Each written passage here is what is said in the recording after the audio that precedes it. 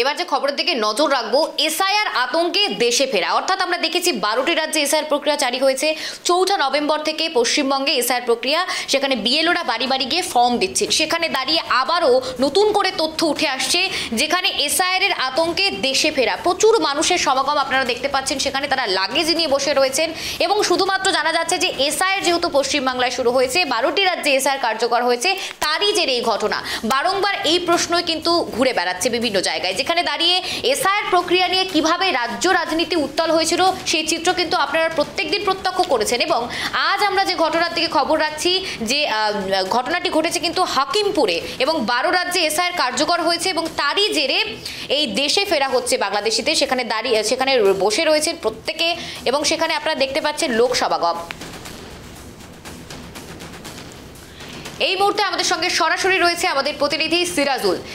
কি জানা যাচ্ছে এসআইআর প্রক্রিয়া 12টি রাজ্যে কার্যকর হওয়ার পর এই চিত্র, কি তথ্য উঠে আসছে, কি চিত্র উঠে আসছে? হ্যাঁ দেখো সুপ্রিয়া, যেটা তোমাকে জানিয়ে রাখবো, প্রথমে দেখো যে এই রাজ্যে কিন্তু 12টি রাজ্য, অর্থাৎ পশ্চিমবঙ্গে বা ভারতবর্ষে 12টি রাজ্যে কিন্তু এসআইআর প্রক্রিয়া ইতিমধ্যে শুরু হয়ে গেছে। এসআইআর এর কাজ চলছে। তার পাশাপাশি এসআইআর আতঙ্কের ভয়, অর্থাৎ দেখা যাচ্ছে এখান থেকে বাংলাদেশে, আমি দেখাতে পারবো ক্যামেরাম্যানকে, বাংলাদেশ থেকে প্রচুর অনুপ্রবেশকারী তারা কিন্তু ভারতে প্রবেশ করেছিল। কেউ 3 বছর, কেউ 5 বছর, কেউ 10 বছর ভারতে প্রবেশ করেছিল চোরাই পথে, অর্থাৎ অবৈধভাবে কিন্তু ভারতে প্রবেশ করেছিল। সেই যে দেখাচ্ছে যে প্রচুর মানুষ কিন্তু এখানে জমায়েত হয়ে বসে আছে। গতকালও কিন্তু আমরা দেখিয়েছিলাম যে গতকালকে প্রায় 5 শতাধিক বাংলাদেশি তারা কিন্তু এখানে এসেছিল, জমায়েত হয়েছিল, এবং সেখানে কিন্তু তারা একের পর এক কিন্তু এখানে তাদের তৃণমূলের যে সমস্ত নেতা কর্মী সমর্থকরা আছে, তারা কিন্তু তাদের টিফিনের খাদ্যের ব্যবস্থা, অর্থাৎ প্রচুর বাচ্চা শিশু তারাও কিন্তু এখানে আছে। দেখো গতকাল রাত্রে আবার ফের কিন্তু প্রায় 3 শতাধিকের কাছাকাছি ফের বাংলাদেশি, অর্থাৎ প্রায় 3 শতাধিক কাছাকাছি বাংলাদেশি তারা কিন্তু অনুপ্রবেশকারী তারা কিন্তু এখানে এসেছে, এবং এই হাকিমপুর যে চেকপোস্ট, সেই চেকপোস্টের কাছে কিন্তু জড়ো হচ্ছে। তার কারণ একটাই টার্গেট, যে এসআইআর প্রক্রিয়া চালু হওয়ার পরপরই তারা কিন্তু আতঙ্ক দেখছে, অর্থাৎ ভারতে আর থাকা যাবে না সেই ভয়ে। অর্থাৎ দেখো কেউ কেউ কোনো নাগরিক হয়তো ভোটার কার্ড হয়েছে সম্ভবত, বা অনেকে দেখা যাচ্ছে ভোটার কার্ড হয়নি, তারা কোনো কাগজপত্র ভারতের ডকুমেন্টস কিছু করতে পারেনি। সে মতো অবস্থা, তারা কিন্তু তথ্য না থাকার কারণে তারা কিন্তু ভয়ের তাগিদে তারা কিন্তু এই ভারত ছেড়ে কথা বলার চেষ্টা করো তাদের সঙ্গে। আমি একদমই জানার চেষ্টা করবো, কথা বলার চেষ্টা করবো। আমি আরো একটা স্পটে যাচ্ছি, সেইখানে দেখো সেখানে কিন্তু যেখানে কিন্তু আমরা যেটা বিএসএফ সূত্রে, অর্থাৎ সীমান্তরক্ষী বাহিনীর সূত্রে যে খবর আমরা পাচ্ছি, সেই জায়গায় দাঁড়িয়ে সেখানে কিন্তু সীমান্তরক্ষী বাহিনী তারা কিন্তু এই যে অবৈধ অনুপ্রবেশকারী গতকাল রাত্রে কিন্তু 3 শতাধিক রাত্রে থেকে কিন্তু আবার জমায়েত হয়েছে। অর্থাৎ গতকালকে যে 5 শতাধিক যে বাংলাদেশে ছিল, তারা কিন্তু ইতিমধ্যে তারা কিন্তু এই যে সীমান্তরক্ষী বাহিনী তারা যেটা সূত্রে খবরে যেটা পাওয়া যাচ্ছে, তারা কিন্তু কিছু তাদের যে যারা জমায়েত হচ্ছে তাদের নথিপত্র কাগজপত্র দেখে তাদের কিন্তু ধাপে ধাপে আইনি প্রক্রিয়ার মধ্য দিয়ে তাদেরকে কিন্তু বাংলাদেশে কিছু কিছু ধাপে ধাপে করে পুশব্যাক করানো হচ্ছে। কিন্তু আজকে গতকাল রাত্রে ফের আবার 3 শতাধিকের কাছাকাছি অনুপ্রবেশকারী, অর্থাৎ বাংলাদেশি নাগরিক তারা কিন্তু এখানে এসে উপস্থিত হয়েছে। আমি আরো জিজ্ঞেস করছি, এখানেও কিছু প্রচুর মানুষ কিন্তু এখানে তারা কিন্তু তাবু পেতে বসে আছেন, তাদের বেড লোটা কম্বল সবকিছু নিয়ে কিন্তু তারা কিন্তু বসে আছে। তার পাশাপাশি যেটা দেখা যাচ্ছে যে এই জায়গায় দাঁড়িয়ে আমি আরো একজনের সাথে জানার চেষ্টা করছি, আপনারা কোথায় বাড়ি, কোথায় আপনাদের? বাংলাদেশে। এখানে কোথায় ছিলেন? ডানকুনিতে। কি করতেন এখানে? এখানে জুগারি রাজমিস্ত্রি বিভিন্ন রকমের কাজ করতাম, বাসা বাড়ি। কত বছর আগে এসেছেন? 3 বছর। এখানে কি আপনাদের কোনো ডকুমেন্টস আছে ভারতের? না, কোনো ডকুমেন্টস নেই। বাংলাদেশ থেকে কিভাবে এসেছি? বাংলাদেশ থেকে এসেছি সীমান্ত পার হয়ে। দালাল মারফতে? না, কোনো দালাল দিয়ে আসেনি, এমনি সীমান্ত পার হয়েছিলাম খোলা মাঠ দিয়ে। এখানে আপনাদের কি কেউ বাধা দেয়নি এত বছর ধরে ছিলেন? না, এতদিন এত বছর ছিলাম, কোনো বাধা, কোনো ঝামেলা, কোনো কিছুই সৃষ্টি হয়নি। এখন চলে যাচ্ছেন কেন? এখন চলে যাচ্ছি এই এনআরসির ভয়ে। আরো বাংলাদেশি তাদের রাখছে না, গ্রামের লোক অনেক জায়গায় সমস্যা করছে, বাংলাদেশি রাখবে না, চাপ দিচ্ছে, বিভিন্ন রকমের কষ্টের জন্য এখান থেকে চলে যাচ্ছি। এখানে ভারতে এসআইআর চালু হয়েছে, যেখানে ভারতীয় নাগরিক যারা প্রকৃত তার তথ্য প্রমাণের ভিত্তিতে এসআইআর চালু হয়েছে, সেটা নিয়ে কি আপনারা আতঙ্ক? হ্যাঁ, সেটা নিয়ে আতঙ্কের জন্যই আমরা বিএ সাহেবের কাছে আমরা এই হাকিমপুর বর্ডারে আত্মসমর্পণ করেছি, যে আমাদের যেন একটু তাড়াতাড়ি যেন বাংলাদেশ পাঠিয়ে দেয়, আমরা বাংলাদেশ চলে যেতে চাই। এটাই সরকারের কাছে আমরা আবেদন জানাচ্ছি। আপনারা কি চাইছেন? আমরা চাচ্ছি যেন সরকারের কাছে, আমরা বাল বাচ্চারা এরকম রাস্তায় আছি, দেশের মানুষ দেশে ফিরে যেতে চাই। এটা সরকারকে বলছি যে আমাদের যেন বাল বাচ্চারা আমাদের যেন একটু পার করে দেয়, এটাই সরকারের কাছে আমাদের রিকোয়েস্ট। হ্যাঁ দেখো সুপ্রিয়া, যেটা তুমি জানতে পারলে, তারা কিন্তু অর্থাৎ চোরাই পথে, অর্থাৎ অবৈধভাবে তারা কিন্তু ভারতে প্রবেশ করেছিল এবং দীর্ঘদিন কাটার পরে এখন আমরা যে বিএসএফ সূত্রে যে খবরটা পাচ্ছি ইতিমধ্যে এখানে যারা জমায়েত হচ্ছে তাদের কিন্তু প্রথম আটক করে রাখা হচ্ছে, তারপরে কিন্তু একের পর এক তাদের কাগজপত্র নথিপত্র খতিয়ে রাখা হচ্ছে, তারপরে প্রকৃত তারা বাংলাদেশি কিনা সেসব প্রমাণ দেখানোর পরে তারপরে আইনি প্রক্রিয়ার মধ্য দিয়ে ধাপে ধাপে কিন্তু তাদেরকে কিন্তু ধাপে সিরাজুল, ধাপে আমরা দেখেছিলাম যে বারংবার এই তথ্য উঠে আসছিল, সেখানে দাঁড়িয়ে আজ এই ঘটনার পরিপ্রেক্ষিতে শুধুমাত্র কি এসআইআর না এর পেছনে অন্য কোনো কারণ রয়েছে?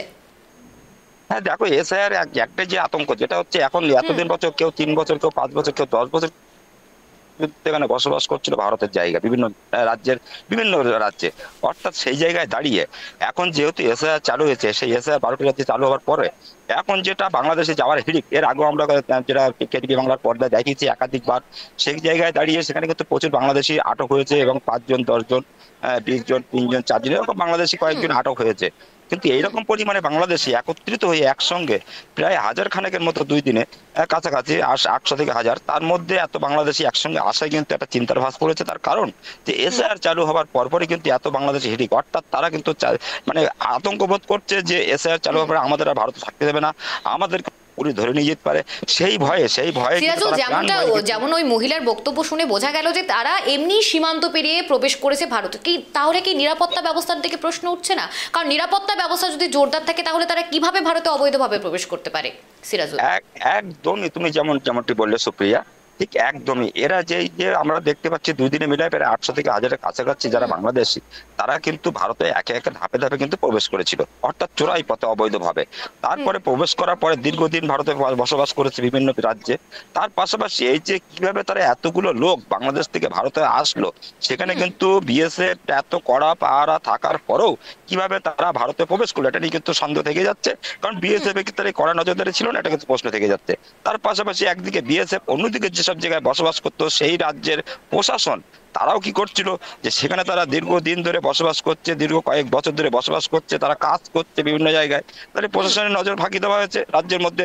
তার পাশাপাশি কিন্তু সীমান্তে বিএসএফ এর নজর ফাঁকি দিয়ে তারা কিন্তু ভারতে প্রবেশ করছে, সেই নিয়ে কিন্তু একটা ধোঁয়াশা থেকে যাচ্ছে। কারণ তাহলে এতগুলো লোক, এতগুলো মানুষ বাংলাদেশে অনুপ্রবেশকারী, তারা কিভাবে ভারতে প্রবেশ করলো, এটা কিন্তু দায় কিন্তু নিতে এড়িয়ে যেতে পারেন না সীমান্তরক্ষী বাহিনী, কারণ এটা তাদের দায় নেওয়াটাই কারণ যথাযথ। কারণ তারা কিন্তু যথেষ্ট কিন্তু পরিমাণে এখন যে দেখা যাচ্ছে বাংলাদেশে উত্তর হচ্ছে, সেখান থেকে এখনো কিন্তু যেটা দেখতে পেয়েছি, গতকালকে আমরা খবর দেখেছি বাংলাদেশে কিন্তু নিরাপত্তা বড়াই মুড়ে ফেলা হয়েছে, যে সীমান্তরক্ষী বাহিনী তারা কিন্তু অত্যন্ত কঠোর ভাবে তারা কিন্তু নিরাপত্তা বজায় রেখেছে এবং তারা কিন্তু পাহারা দিচ্ছে। সেই দিকে তাকিয়ে সেরকম কড়া পাহারা যদি আগামী দিনে বা বিগত বছরগুলিতে যে থাকতো, তাহলে হয়তো এই অনুপ্রবেশকারীগুলো সেইভাবে ভারতে প্রবেশ করতে পারতো না।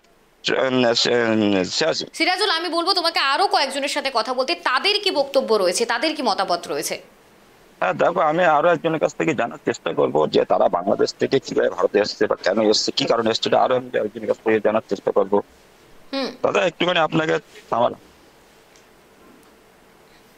দিদি দিদি দিদি আপনি কোথা থেকে এসছেন?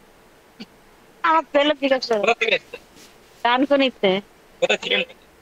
ডানকুনি, জানেন বাংলাদেশ। কতদিন আগে? অনেকদিন আগে। এখন বাংলাদেশে ফিরে যাচ্ছেন কেন?